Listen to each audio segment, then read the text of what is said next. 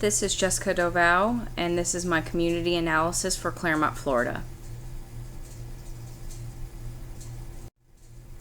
The objectives of this presentation are for historical overview of Clermont, Florida, community analysis including structure, population, health-related resources, and in the environment, community needs for Clermont, and global community issues. Herring Hooks discovered Clermont during 1874 during a fishing trip. He noted the numerous lakes and rolling hills that were uncommon to the area. He and his sons later decided to settle in the area, and the city was founded later in 1884. Clermont was originally incorporated in 1891, but the charter was canceled in 1895 following a big freeze. The city was later reincorporated in 1916. Before becoming as developed as it is today, Central Florida counties were major players in the citrus industry. In fact, the region is a big reason why Florida went from producing 43 million boxes of citrus in 1945 to 72 million boxes in 1952. To help promote the area's booming citrus industry, the Citrus Tower in Clermont, Florida was opened in July of 1956. To attract visitors and give them a bird's-eye view of the seemingly endless miles of orange groves. It took approximately 13 months to construct the Citrus Tower. In 1986 and 1989, severe freezes drastically affected the citrus industry in Central Florida. Since Clermont was founded, the city has changed drastically in size. The population in 2014 was approximately 30,600. From 2010 to 2014 alone, the population has increased by roughly 6.5%. The size of the city is roughly 14.8 square miles and is located about 20 minutes east of Orlando. The population density per square mile is estimated to be at approximately 2,108.4, according to the U.S. Census Bureau. With the city approximately 21.5 miles from Disney, the tourist industry plays a large factor in the city while it retains a quiet, small town feel. There are quite a large number of public and private schools located in the Clermont area. There are 6 elementary schools, 2 middle schools, and 3 high schools within the Clermont city limits. There is also Lake Sumter State College located in Clermont as well. Observed during my windshield survey, there were a number of places of worship within the city, many of which were of a Christian affiliation. It is estimated that approximately 38.46% of Clermont's population identifies with religion. The top 3 religions identified in Clermont are Catholic, Baptist, and other Christian affiliations. The housing market in Clermont has blossomed within the last 10 to 15 years. The population has grown significantly, with it being 9,333 people in 2000. In 2013, Clermont had approximately 12,265 housing units, with roughly 10,856 of those housing units occupied. A large majority of the housing structures were built between 2000 and 2009. Of the housing units, most of them are owned, while just under 3,000 of the housing units are rented. The average price for rent in Clermont is approximately $1,090 a month. The average price of a house in Clermont is $176,000. There are many shops located in the Clermont area, from food to clothing to home goods. The most common grocery stores I saw on my windshield survey include Publix and Walmart, as well as smaller convenience stores and pharmacies. As previously mentioned, as of 2014, the population of Clermont was 30,600. The population in Clermont is quite diverse, with a majority of the population being of Caucasian descent at approximately 71.7%, followed by Hispanic descent at 17.8%, followed by African American at 14.4%. In 2013, the unemployment status in the city was approximately 6.2%. That is slightly lower than the state unemployment rate of the same year at 7.0%. With the national average of unemployment being 5.1%, Florida and Clermont both are above average. This is concerning due to the fact that when people are without jobs and an income, they may have less access to health care services. The median household income of the city is roughly $53,766. Approximately 2,090 people in Clermont make less than $25,000 per year. The main hospital in the Clermont area is South Lake Hospital, and it is part of the Orlando Health System. It has many services available, including women's health, emergency services, rehab, wound care, cardiac care, outpatient and inpatient and surgical services, just to name a few. There are a number of assisted living facilities in the Clermont area as well, the most popular and well known in the area being Brookdale. The facility is private pay with a relatively large monthly payment of $3,175. Long-term care facilities are few and far between in Clermont, with Clermont Health and Rehab Center being the main one. Clermont Health and Rehab accepts many types of patients, from long-term care to short-term rehab patients. They accept a variety of insurances as well, including Medicare and Medicaid, and they also accept private pay.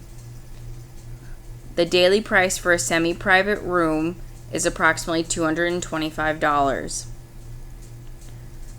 The health department has multiple locations in Clermont and Lake County, all of which with varying services depending on location.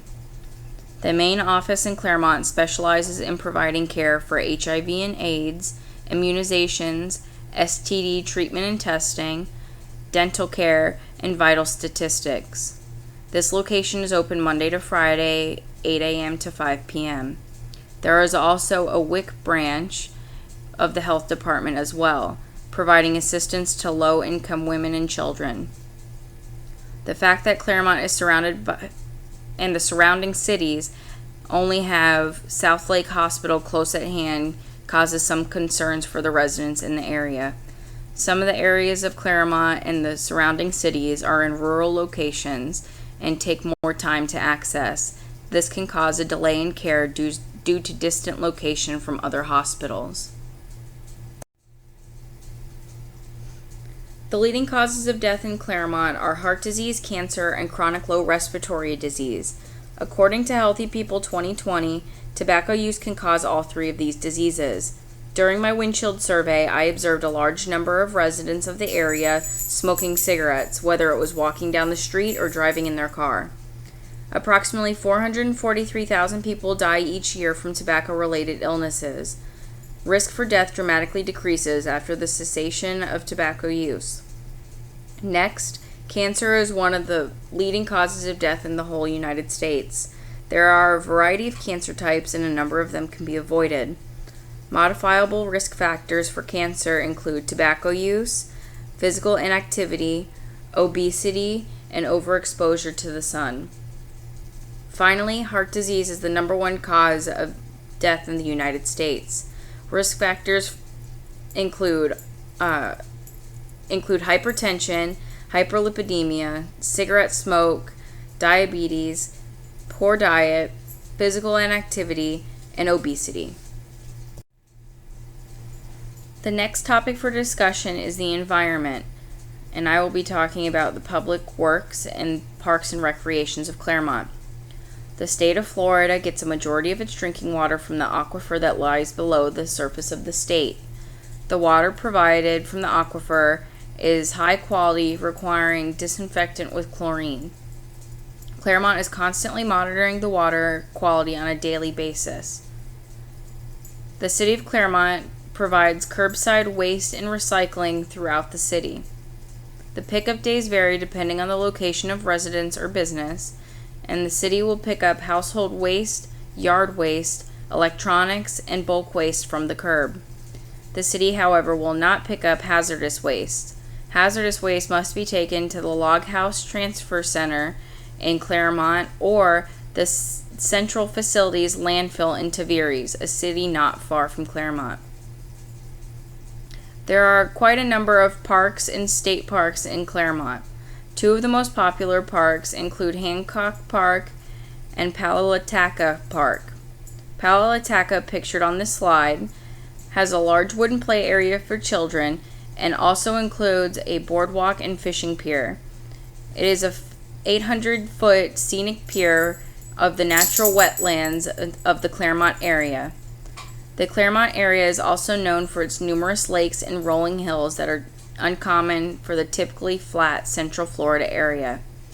These hills make Clermont a very popular location for athletes to train for triathlons and the Olympics.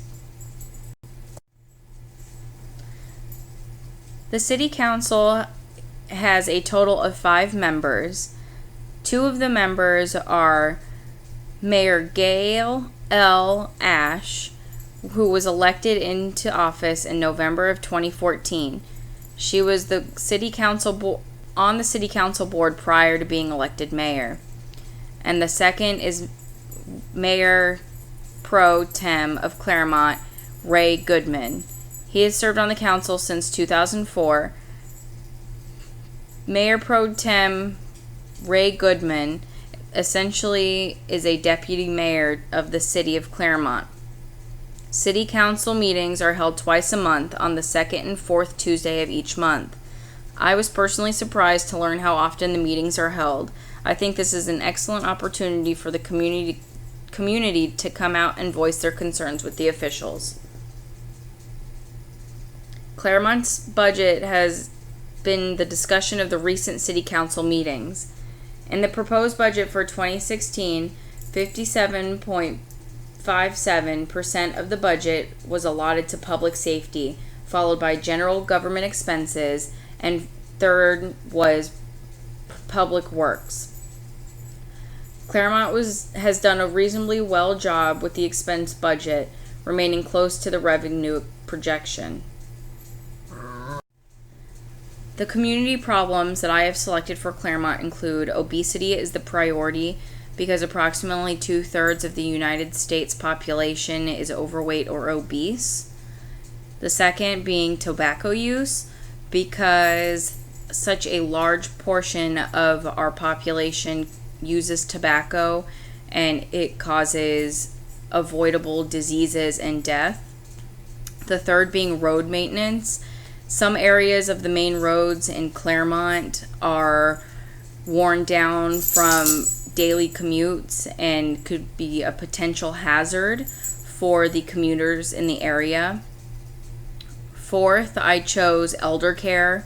During my windshield survey and analysis of the community, I felt there wasn't enough elder care providers in the area and no specialization for elder care. The fifth one, I chose hospital access. As I had previously mentioned, the only hospital in the area is South Lake Hospital, and it can be quite a distance from some areas of Clermont. And finally, community assistance. There is one health department location in Clermont, and I feel there should be more than one because Clermont is a large area. As I previously mentioned, roughly 2/3 of the U.S. population is obese or overweight. During my windshield survey, I observed a large number of sit-down and fast food restaurants in the Clermont area.